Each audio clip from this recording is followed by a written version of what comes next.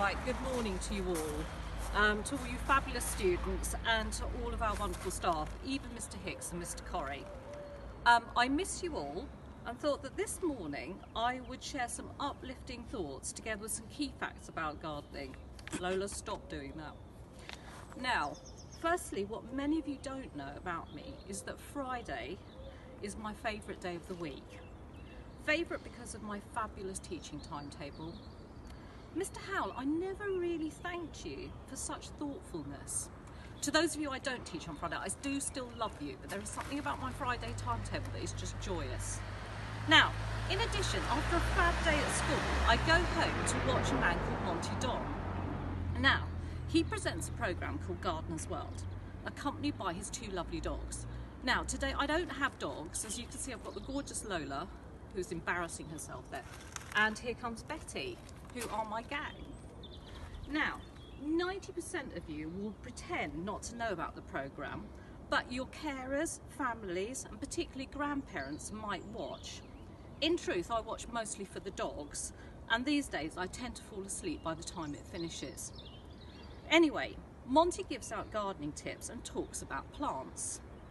And this morning, I plan to talk to you about these trees here, well actually they're hedges, and how they link to our journey at Chertsey High. Now, firstly, they were planted about 3 years ago when Mrs Munnick took us on our fabulous journey into Chertsey High School. And on those days, like Chertsey High School, they were really, really tiny. And we weren't quite sure how they were going to grow. But as you can see, as time has evolved and developed, they too have got bigger and bigger, a bit like our school. These trees, a bit like Mrs Munnick building our school out of the carnage of a disused building, was actually built out of the carnage of a collapsed garage. Okay, still work in progress. Now, as you can see, there are in fact 6 trees, one of which is pretty weeny. And that really represents the year 6 that are going to be joining us this year. Clearly, the one in the middle, the strongest, represents my house, Nightingale. Sorry about that, everybody else. But all the other houses here are represented. So we've got Newton, Garrett Anderson, Tolkien, Wilberforce, and as I say, our new joiners here, Emmeline Pankhurst, top woman. Now, if you look at them now, what do you see? Mrs Fagent, couldn't you found something more interesting to talk about in your garden? No, I couldn't. And the reason is because if you look at them, they look pretty stark and vulnerable and apart from each other. And that is how some of you might be feeling this morning. And that's the reason for my message. I appreciate that some of you might be feeling alone, uncertain, vulnerable. However, what you've got to remember is that like these trees, you are actually really, really strong, yeah, really strong and resilient, okay? What you have to accept in these difficult times is that like these trees, it's perfectly okay to ask others for guidance and help, okay?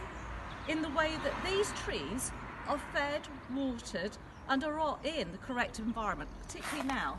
The gardener here has put down some tape to stop the things leaking so much. Now, in addition, not only are they fed and watered and cared for, I don't actually talk to them. Okay, I know you think I might, particularly now I'm lonely as I don't have you to teach.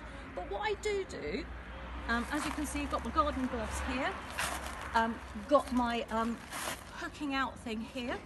I do weed, and if you look, actually Nightingale's got a few. What I do is to get rid of the weeds, and that's the equivalent of getting rid of the rubbish in our lives, and that's what we need to do.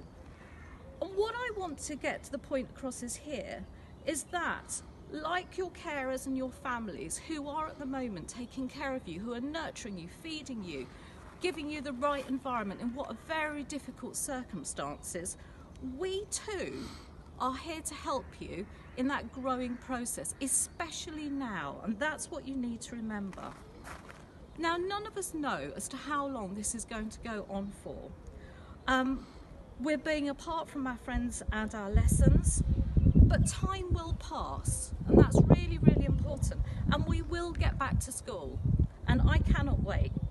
Now, when we do get back to school, what we will see is that you will become immediately more like these trees over here, which are all linked up together and are very much just like you, all tightly knit. All the leaves represent all the friends and the things that you do in school.